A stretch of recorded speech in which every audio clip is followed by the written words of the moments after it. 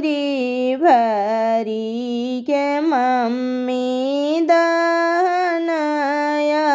शीसला जोग जिया दुलाया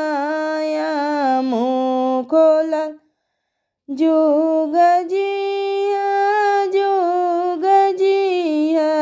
दुला मोखोला बाढ़ दुलारी धनी के सिर में सिंदूर वाला बाढ़